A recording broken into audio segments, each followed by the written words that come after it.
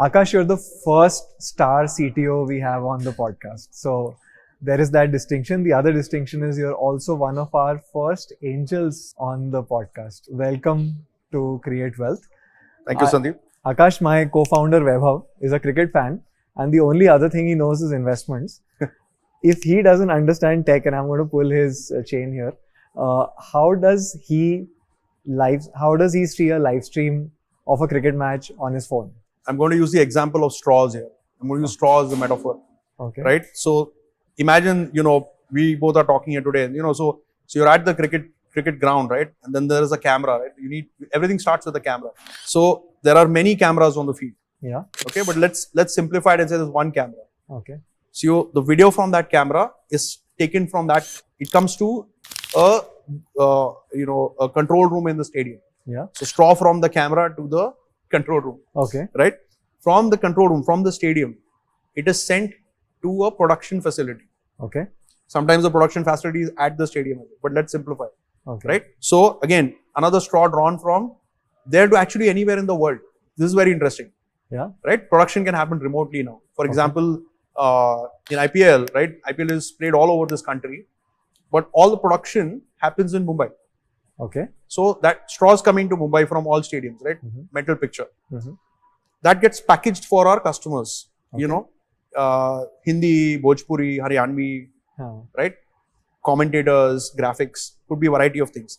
So you add masala to it and you say, this picture is augmented with something, right? At that point, then we say, okay, we want to make it ready to push it onto the internet. Because this is all still not fit for consumption. This is a very wide straw. Okay. Right? So think it is a pipe. Yeah. Right? On which this video is coming to you. Now, the internet is not a very large pipe. Yeah. The internet is actually straws. Yeah. And some of us, depending whether you have a 5G or a Wi-Fi or a 4G or a 2G, the width of your pipe or the diameter of your pipe will vary. The straw that you have, right? So we take it and we make it ready to put onto the internet, right? So imagine there is some magic that is happening and you say, okay, what we do is we take these pictures and we chop them up into many pictures. Okay. Right? And we say, okay, we are going to send many pictures at a time. Yeah. Right? Just buckets. Imagine it's a train, right? Now we are going to use a train metaphor, then we get to the internet, right? So we are creating a train of, in which every seat is occupied by a video frame, right? Now this train, through a straw, very small straw, depending on what you have. So now, to watch the video, you open up JioHotstar, right? JioHotstar, when you open your app, it uses your internet straw to connect to where we have this train waiting for you. You say, I want to be on this train, right? Because you could be watching a cricket match, a soccer match, whatever your fancy is. So imagine that there are multiple trains that are waiting with video on it. So you say, okay, I want to be on this train. The moment you do that, the train starts to move, right? So a very small straw into your phone or your device, your TV, your mobile phone. And then on the phone, you have the ability to take those series of pictures and stitch it all together. Okay. Which then forms the moving picture, audio. Wow. And that's how you see, very simplistically, that's how it gets to you. So when you say that, okay, 60 million people are watching, those are 60 million straws from us to each individual person. Incredible. And everybody has their own straw. How delayed is this? Like, how many seconds after he hits the ball am I seeing it? Being on the ground is the fastest, obviously, right? Then comes, your cable television. Then you have satellite, right? Dish. Then you have the internet, right? So depending on the size of your straw, you may be about 10 seconds behind. So I shouldn't bet against my friend who's at the stadium. You shouldn't. But the good news is your friend at the stadium has no internet, so they can't bet anyway. It's fascinating. We're leading engineering at Disney Hotstar. That was... How did that happen? Like, how did you decide to get into a media outfit which wanted to become something very different? The Hotstar story is very interesting. One of my engineers from Tiny Owl was working at Hotstar. So he, for whatever reason, felt that I was a good engineering leader. Was very reluctant to join. I said, look, I don't know anything about media. Plus, I said, do I want to join? This company makes serials, so we love to slam, and I'll say I have a lot of respect when I joined the organization. I said, "Arey, who will join this? You're making Saas Bhi Kabhi Bahu Thi and all that." So different, we have different company back then. we are like convent educated, Netflix watchers, so that's the sort of genre, right? And I think I love the people, and I said, okay, we said, okay, we want to take on YouTube. I said, okay, I like that. I like that mission. Let's go. Can an Indian company take on YouTube? I remember Hotstar as where you could watch pre-recorded serials Yes. and stuff, and therefore most of us wouldn't watch it. Suddenly it bursts on this screen with this live streaming happening, right? And everyone who has ever watched an IPL match remembers the top right corner with the number of views that was happening at that point. So two things I want to talk about. First is, like, what does it take to deliver a product like that, which is able to handle scale, which is unthinkable? Like, I don't think of, at that point of time, any product which had so many concurrent users. It didn't. Nothing did. One thing that, Star had then was, you work with Uday as well today. I think the leadership just had an audacity I have never experienced ever. Right, and I continue to work with them, and it's inspiring every day. Right, you're like, you may think this way, and be like, wow, I had no idea this could be it. So the story of Hotstar itself is fantastic, because it took a failure to recognize that there is potential. Right. What was the failure? I'll tell you. So I think the organization was just starting to figure, digital was growing. Sure. So okay, we can make something. There's a great book called Making a Star, and chronicles this very well. But the short of it was, the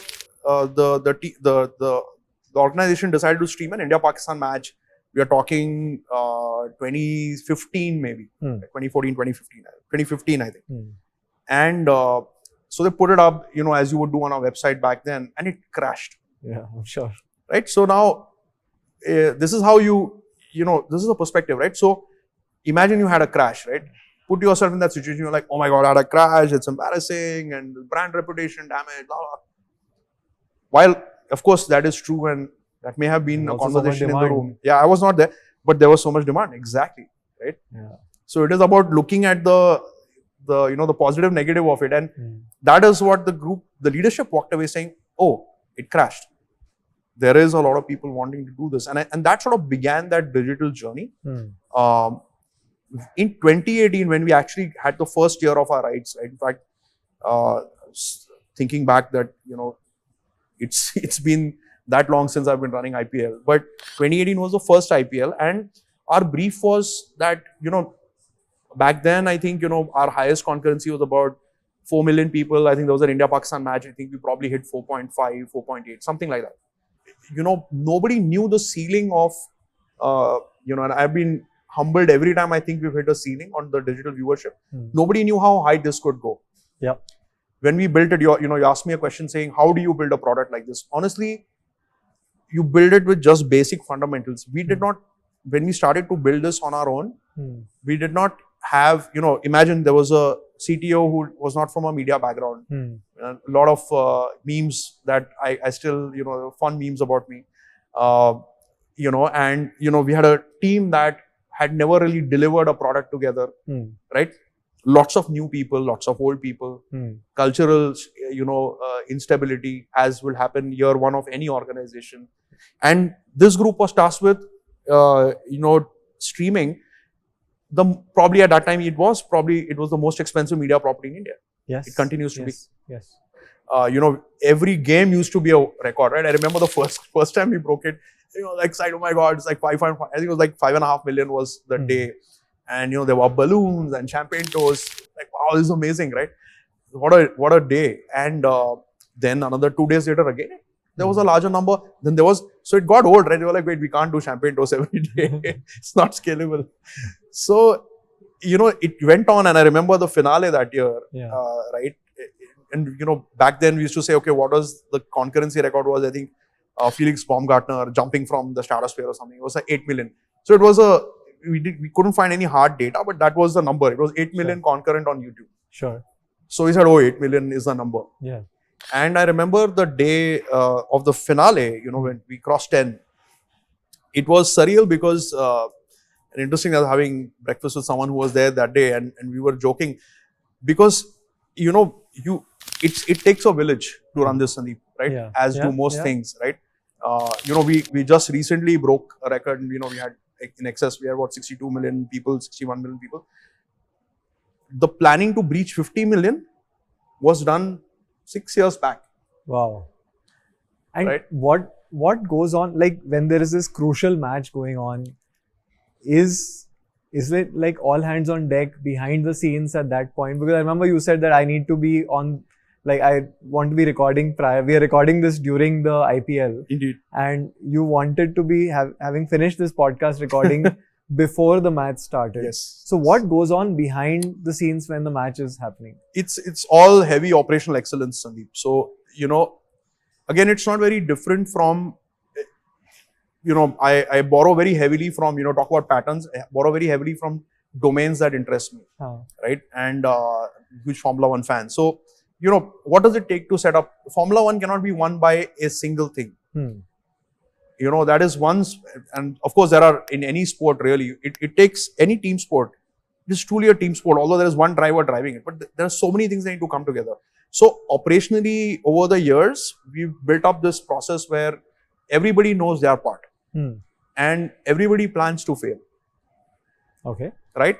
And it's not very different from driving an airplane, right? So we have systems that tell us if it's smoking. There are protocols that happens that, when you're crossing certain thresholds, what you need to do. These have been built. I think we put this together in 2018, and, those tenets still hold true today. Yeah. Right? Akash, you spoke about audacity, and one of the most audacious companies in India is Jio. Yeah. And how was therefore the switch from Disney Hotstar to Jio when Jio was taking over? What felt like it was changing? Jio, is an amazing large organization in this. It has contributed a lot to our country. As let's say the Tatas of the world and so on. But I think an opportunity to build inside that I couldn't pass that up. It was huge. I'm always curious about this one thing, that 2 generations ago or a generation ago, this company started as a very frugal chemicals company or petrochemicals, and then transformed it to becoming this technological giant in India. Now, today, does it operate like a tech company in the area that you operate in? Or do you see that frugality, that offline petrochemical hardcore dhanda mindset? I think both are true. Both are required. It's fascinating to see how an older organization and a family-run business is adapting like that, and it's very educational. And I think we do operate like a tech organization, and there is also though the cultural threads of that frugality, that, as you said, dhanda. I think I won't necessarily call it frugality. I will call it dhanda. I think they're distinct. Sure. Right? Spending where it makes sense versus spending where it doesn't make sense. It makes all the difference. Frugality necessarily means that you don't have it, so you probably can't spend. Versus saying you can spend, but you choose where to spend it. And I think that's the delta. Got it. So it's been instructional. I think I've learned a lot just watching how the organization works, and it's very inspiring. I think looking at it, coming at it from an outside, more corporate-y kind of a guy, and then saying, okay, how does this business work, right?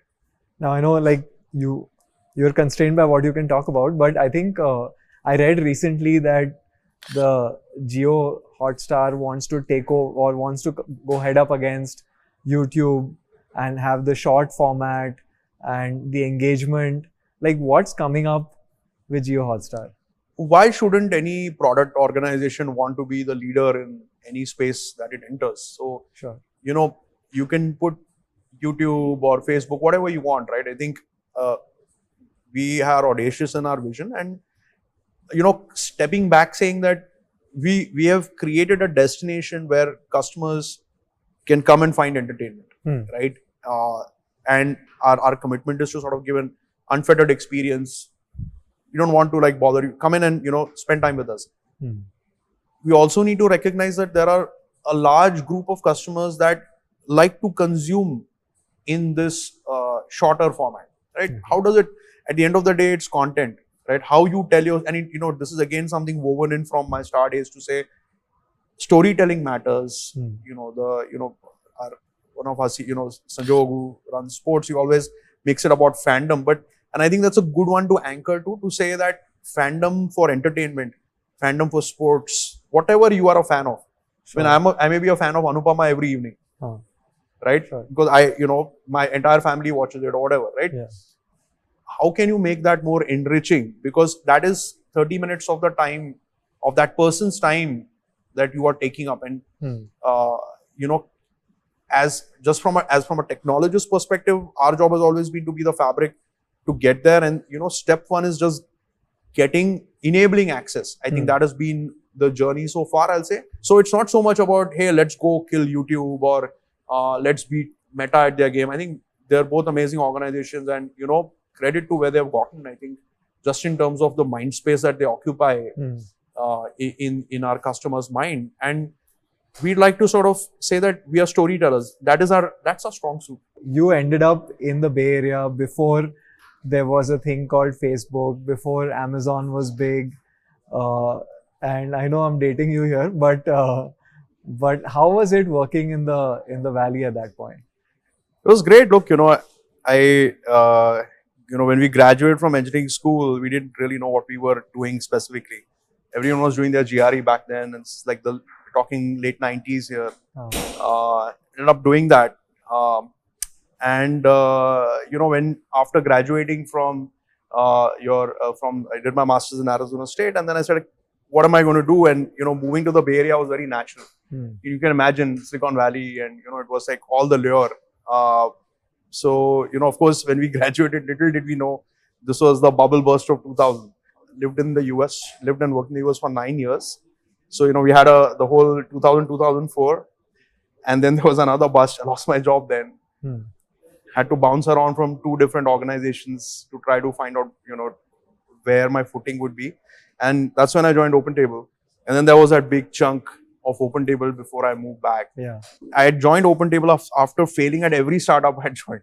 I was very jaded, right? And when I joined OpenTable, OpenTable ended up going public. And I remember seeing us ring the opening bell, and we were a very small team. I was like, probably a team of maybe 8-10 people. And I think when I joined, they were rebooting the team. I was probably engineer 4 or something. We were a very small group. So OpenTable was all of 10 people when you joined? When I joined, yes, they were rebuilding their team. Wow. And we were a small group. But the point I want to make is that, seeing that and knowing that was a big part of it. And thinking that, hey, I'm a kid from, Pune, and, you're part of taking an organization public. And that moment itself was very empowering. To say that, if you're able to do that in the US, why can't you do that in India? In fact, when I came back, there was like a foundational thing for me, saying that same person, same skills, same hunger, different country. Why can't that be replicated here? Yeah. Right? In terms of sort of creating technology and products here. Akash, OpenTable goes public. After that, you exit OpenTable and join some of the startups, which today, if you think back, like Tiny Owl, predated the decacons that Swiggy and Zomato, I mean, arguably valuation-wise, I don't know where they are today, but became and could have been, right? Yeah. What was the experience? It was a short stint at Tiny Owl, but there was a lot happening at that time. Yeah, Tiny Owl is a great story. What went down? Very fond memories. I think, I would say a lot of who I am. I joined Tiny Owl because at OpenTable, I had hit a ceiling. I didn't want to go back to the US. And I hit a ceiling here in India. And, I felt ready to take on, at that time, more head of engineering, or I knew I wanted to lead people. This I had a lot of clarity on. And sorry, was it the comfort that you had some financial security by then that enabled you to do that, or that was not playing? I wish I could say that. I have never really said that I've not been so calculative. Let me say that. When I accepted the offer, this was around this time in that year, right? We're talking, I think, 2006, I think. But no, this was 2000 later. This is 2013 and so on. So it was, TinyOwl was the title sponsor of Mumbai Indians. Can you imagine? Yeah, I wouldn't have believed that. Yeah, I mean, it is unbelievable, right? So they were on this crazy roll. Yeah. Very young founders, 24-year-old guys. And, it didn't seem like they could put a foot wrong. Okay. By the time I joined, all the money had evaporated. Mm. There were serious layoffs. Mm. And the company was in huge trouble. And our goal became to say, I remember doing this one town hall very early on in my tenure.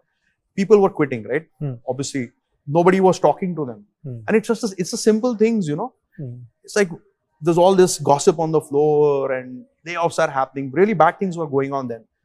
And I sort of had an impromptu town hall. I literally, imagine, we are in an open space. I literally got in, I have a loud voice.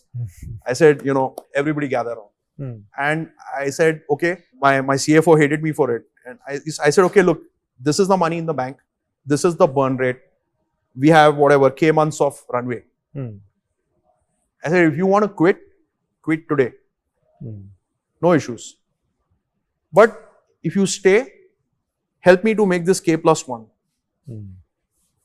Oh, okay. Right? And maybe it becomes K+2. Maybe it doesn't. Maybe we die in K-1. But that's the bet we take. Can you do that? I said, because I can't have this death by 1,000 cuts. Yeah. That people are quitting week on week on week. I said, I will answer all your questions. We will give you all the data you want. You make the decision. No knock on you. That group was fabulous. I think, there was I'll not take names, but the investors scuttled it and made it look like an exit. Very disappointing. And, we turned the lights off. That was my TinyOwl stint. So it was short because we had K months of runway. Very, very happy. It was the K+2. So it was that sort of a journey. How will AI impact content? How is it impacting content? As a content company, as a megaphone, how are you thinking about AI? Again, it's an enabler. Like I'm more old school in my beliefs. I think there's a lot of froth around AI right now, and rightly so. No knock on it. If you fundamentally anchor yourself to the fact that technology is an enabler, AI is an enabler. Okay. Right? So, at some level, what we would like to do is to say that, are we able to further our storytelling with AI? And what does that mean in terms of saying that, are there story arcs we could take off and, could I do something with the rushes that you don't end up getting used and do something with it? So different story endings for different folks and so on. Maybe. That is perhaps one way to do it. I think I like to think even more simpler, stuff like this may sometimes be a little more erudite. You and I may appreciate it saying, oh, let me I want to see different endings of something. Yeah. Versus saying, what happens to your favorite characters after the show is off air? Got it. Right? What are you doing? Right? I don't know. What show are you watching, right? If I can ask. I'm watching Severance. You're watching Severance. Great show, right? So imagine, you and I'm waiting till all the episodes drop so I can binge it. I haven't seen. So, imagine that, imagine if Severance was episodic. What are the Severance characters doing? And it's an exploration that the director chose not to do. Yeah. Right? You say, I don't know. Does Ellie have a life? What is the outside Ellie doing? Yeah. And would you spend time doing that? You probably are going to forums when you are not watching the video to read about how the director thought of it or what the character. You are spending time. You may probably give me 30-40 minutes of exposure on a daily basis, which is not happening on Apple TV. Sure. Think of it that way. Sure. That's how we like to think of it. I think that those are the kind of thought process. I mean, of course, there are many obvious things you can do. Let's create synthetic creators. Okay, great, fine. But to what end? I love the fact that you said you like that fandom thing earlier, that you would take fandom as a concept and use AI to go deeper. Indeed.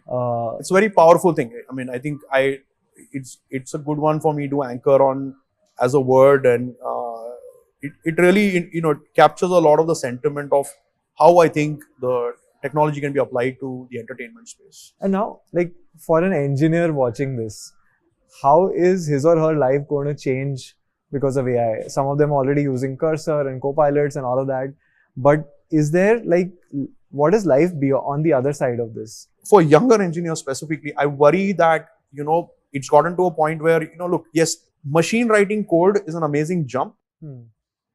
I joke to my engineers and say that, when was the last time you wrote an original line of code? And this is the dirty secret. We had, various forums where you could say, well, I have this problem, give me this piece of code, or well, I can find this, and you were copy pasting already. Sure. That copy pasting is gone. Today, whatever it is doing, the hard part is when the copy paste does not work, then can you unpack it and fix it? Now, if you don't have the basic skills to do that, then you are in trouble. So, are you saying that because AI can write code for you, there is a fundamental skill of thinking that is probably getting diluted? I fear so. It's interesting because go back to the time when Google burst onto the scene, right? I think you're old enough for that. I certainly am. I'm pre-Google, yes. Okay, pre-Google, all right, great. So, for a long time, it was till Google maybe did autocomplete. There were people who were effective at Google, and then there were people who were not. Right? You're like, man, I get a result the first time I ask a question. Yeah. There's a bunch of other people who had to ask multiple times. Yeah. And now that has become about prompt writing. Yes. Right? And that goes down to your understanding or your comprehension or your articulation of the problem statement. And I think that is still very relevant, and it is going to continue to be relevant. Yeah. So, those are the skills that I think, I have a young child and we constantly think about how is it going to impact her life. She's learning all these foundational skills. We were discussing it the other day at home, and you say, okay, this is, there have been calculators always. There's always been technology that helps you to short circuit the boring bits. Let me call it that. However, I think the intelligence to piece it all together, right? And I think you could argue that there is a school of thought that says, eventually AI will even cross that and probably will, talk about sentience, AI and whatnot. But let's just say even that happens. The point is that, again, technology allows you to potentially jump faster into a solution or get, maybe it helps you to get your job done in half the time you did, so you can probably go out and do something else. Yeah. And I think that's the way we should look at it. I think enabler versus a threat, right? And the enablement doesn't come for free. It still requires you to build up some foundational skills. And I worry, what I'm saying in 2025 is probably dated very soon. Yeah. But at least right now, this is how I'm looking at how, the scene is developed. So I think engineers need to figure out, therefore, I guess, what the foundational skills are. Like today, prompt engineering is one part of it. And then piecing things together is another part of it. Prompt engineering, that's like asking a question, right? I think if you go back to saying that if you don't understand the problem, what are you asking me anyway? Sure. Right? Earlier, you would go out, talk to a senior engineer, let's say. Right? I think AI has become an assistant. So I know I can go to Perplexity and ask a question, and it gives me reasonable research with references. And it's up to me to decide, are those legit references or is it BS? Right? I still have to make that decision. So I think for engineers, having that sparring partner, someone was telling me how, their child was able to use Perplexity as a math tutor. I learn something new every day. Like this weekend, I learned that when my daughter was talking about AI, she's using this platform called Monica, which I didn't know that there was something like that, right? So, Akash, I want to switch gears to your journey of personal wealth or building that, right? And that's the juicy bit we want to talk about. When you went to the US, you said you had tuition fee for one semester. How did the sort of personal wealth story evolve between then and now? Yeah, I don't think wealth was not a consideration, Sandeep. I think growing up, I grew up with, in a middle class family, things were tight. So wealth was never a thing, right, to think about. I think when we truly started, when we started to earn and get out there, again, in my early years, that was never a consideration, right? Like, I know, like a lot of my friends back then when they started working said, "Oh, you should put money in a 401k." I don't care. I don't want to do it, right? I'm not going to. 401k is like the US. 401k is like a PF kind of thing, right? So I said, well, I'm not. This is going to lock me in for, I don't know, till I'm 60. I don't know. This doesn't make sense to me. Then and I always lament a little bit that we actually got no one taught us about money, right? And we kept learning. So then it was about sort of saying, okay, what do middle class people do? They put money in FDs, put money in. So then it became a sweeping thing to say, okay, I make $10. So out of that, I'm young and I'm spending. So $5 compulsorily goes into an FD. In the US? In the US. Wow, okay. Okay, chalo. And interestingly, when I came back to India, it was in this boom of mutual funds. To say that there is someone smarter than me who potentially can look out for my money. However, they respect my intelligence enough to make me a participant in what is going on, right? And takes the time to explain. I think so.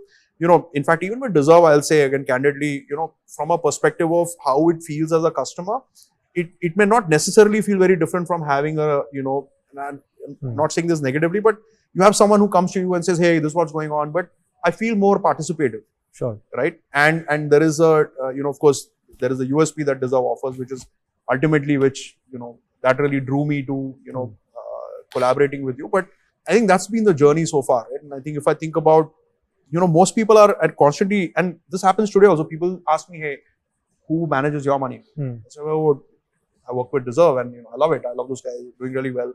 I'm happy with what's happening to me. And sometimes they'll come back and say, well, they want money for it. I said, yeah, it's not free. Why should it be? Would you do something for free that you do really well? No. So then why would you not do that? So I think that for a lot of people is hard to swallow. Sometimes when you don't see it and you don't realize what the bank is doing, you're like, man, I don't pay the RM. I said, no, you do. You just don't know it. You just don't see it. Akash, we were introduced by a common friend, Anshu, and you became an angel investor in Deserve. How have you thought about angel investing in general? I expect I will lose all my angel investments. So why do you invest then as an angel? I invest in, so I think fundamentally I invest because I get a huge high from working with smart founders. Not to say that I have so much money that I'm happy to throw it away, but it makes me, I like to invest in founders where I feel I can contribute more than just money. Sure. Right. I think when you and I started to work initially, it didn't start off as an investment opportunity. I think it was just something, you were stuck on and you wanted to spar on, and that is also very satisfying. I do a fair bit of that as well. Yeah. Right? I feel accountable in a way to give back to the ecosystem. And I think angel investing is a side effect, I would say. I'm not out there saying, let me put angel investor in my bio. Yeah. And I think it is true. And I think anyone who does this should recognize that they will lose all their money. No, I love it. In fact, while you were talking, I realized that every head of engineering who's been on the team at Deserve, you've met before we brought them on. So I think that's amazing. Akash, I heard somewhere that you refused to join Oracle because you were not offered ESOPs. Yeah. How have you thought about ESOPs in general? Like, how do you evaluate them? How do you price them? I have been a beneficiary of equity exit in OpenTable. So it's transformational, I'll say, right? My refusal for Oracle was, again, I think back then, equity was just a given. This is Bay Area circa 2000 and you just got equity. Yeah. That was very normal. Yeah. So if you weren't getting it, it was a smell, right? I got to the interview and, this person made me the offer. I'm so glad I didn't take it, honestly, and I refused it for maybe a petty reason, which was the ESOP, but it's a matter of principle more than pettiness, I would say. So the hiring manager said, hey, we loved you, great, this is good money, right? And so I said, what about equity? So we don't give equity. I said, I know that's not true. And one thing the Americas teaches you is to ask questions. Yeah. Right? I give credit to my mom. She always says, "Ki yaar, puchne mein kya jata hai?" Right? Na hi bolega. So you pick up the courage. You're a young person. You say, "Okay, what?" So why am I not getting equity? And this person said, "Well, we only give equity to Ivy Leaguers." Okay. So then I asked him. I said, "Did I get an easier interview because I was not from an Ivy League?" He said, no, you had exactly the same bar of difficulty. Hmm. So I said, this doesn't seem right then for me, Hmm. right? If already you're treating me like a second-class citizen, Hmm. I did not get any special treatment because, supposedly I'm a second-class treatment. Therefore, I will not join your organization. Hmm. So it was not the lack of ESOP as much as it was a differential treatment given when the bar was not very different, right? Or it was the same bar. Yeah. So I said, I'm not stupider than an Ivy Leaguer. Huh. You trust me. You're making me an offer to, come to your organization because you believe I can work, deliver value. Hmm. And for you to not allow me to partake in the value I create, not cool. Again, those are the kind of, decision folks you take in your life. And I look back and say, man, I don't know, that would have been a very different career if I joined Oracle. So the outcome at Open Table was the monetization event that happened because the company went public, and Yeah, I got lucky twice. And I got lucky due to inertia. how was that twice? So we went public and then we got acquired by Booking. So you had 2 rounds of money hitting the bank. But yes, good money, right? Very, very grateful for that. But, so we went public, and after that, the stock was fairly static. I said, yaar, you sit and you say, what am I doing with this? Hmm. Exit kar lete. So, okay, fine, let's, and you don't think then that it wasn't for any liquidity needed or anything. It was just simply, you say, what do you like, a Sunday afternoon sort of, I don't know, the stock's not going to go higher. So, what am I doing? It's money in the bank. Let me book it. Hmm. So, okay, fine, I'll book a tranche of it. So I booked a tranche of it, whatever, right? And then I largely forgot about it. I said, okay, it's going. And then when Booking happened, And Booking.com acquired Open yes, Table. and the strike price was significantly higher from what it had been trading at. Yeah. So that was the second exit event, which was, simply because of inertia, honestly. Amazing. Thank you so much. It's been a pleasure and delight to have you on the podcast. Thank you for having me, Sandeep. Great chat.